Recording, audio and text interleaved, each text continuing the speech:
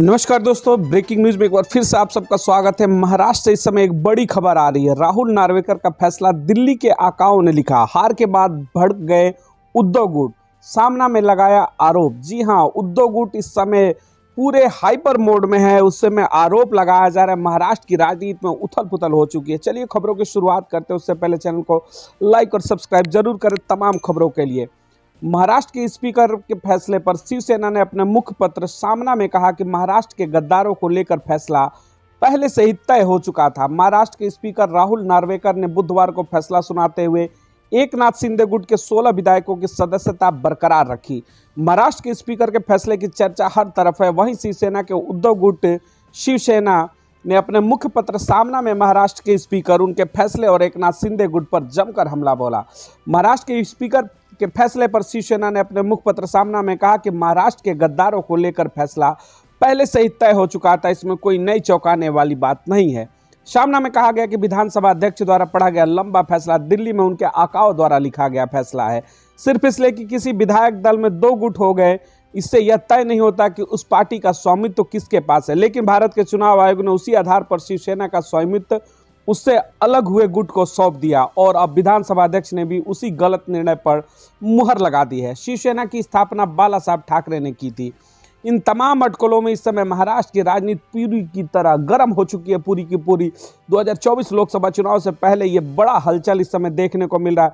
सामना में कहा गया कि देखिए भारतीय लोकतंत्र का कैसा उपहास है। जिस पार्टी में आज 100% तानाशाही और एकाधिकार शाही है, उस पार्टी द्वारा नियुक्त विधानसभा अध्यक्ष का कहना है कि शिवसेना में कोई लोकतंत्र नहीं है और गद्दारों को पार्टी से निकालने का अधिकार शिवसेना प्रमुख को नहीं है। यह संसदीय लोकतंत्र का अब तक का सबसे बड़ा मजाक है। जी हाँ, शिवसेना उद्धव ग्रुप बहुत इस समय आक्रामक रूप में महाराष्ट्र में दिख रहा है। विधानमंडल में बहुमत के आधार पर इसी विधानसभा अध्यक्ष ने फैसला सुनाया कि शिवसेना घाटी शिंदे गुट की है।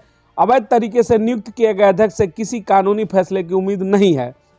बाला साहब ठाकरे की शिवसेना को एक बेईमान गुट को सौंपकर विधानसभा अध्यक्ष ने महाराष्ट्र के साथ बेईमानी की है।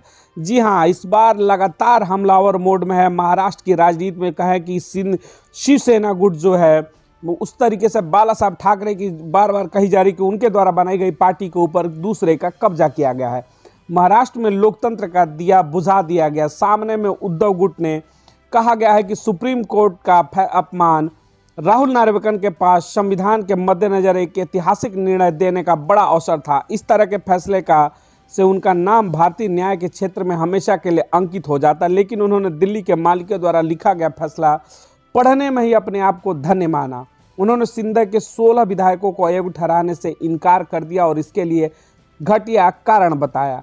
इस समय लगातार महाराष्ट्र की राजनीति में जिस तरीके से निलंबन का मामला था, पक्ष में आने के बाद मौजूदा सरकार की उद्धव गुट जो है लगातार हमलावर है और अपने मुखपत्र सामना में बार बार हमलावर होकर के वो मौजूदा सरकार के ऊपर इस फैसले को लेकर के बार बार कड़ी चिंता जता रहा है। सामना में कहा गया कि विधानमंडल में उन्होंने पार्टी का आदेश नहीं माना।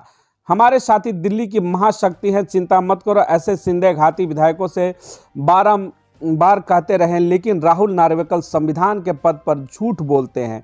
इन सब से बीजेपी का संबंध नहीं है। महाराष्ट्र की चोर मंडली को मान्यता देने के लिए संविधान के पैरों को तले रौंदा गया। जिन्होंने ऐसा किया उन्हें महाराष्ट्र की जनता माफ नहीं करेगी। महाराष्ट्र में इस समय राजनीतिक गतिविधियां तेज हो चुकी है। राहुल नार्वेकर का फैसला जैसे ही आया, उद्धव गुट भड़क उठा और उन्होंने कहा कि यह फैसला दिल्ली के आकाओं ने लिखा है, ना कि संवैधानिक है। इन तमाम खबरों पर आपकी क्या प्रतिक्रिया कमेंट सेक्शन में जरूर बताइएगा। बहुत बहुत धन्यवाद। जय हिंद, जय भारत।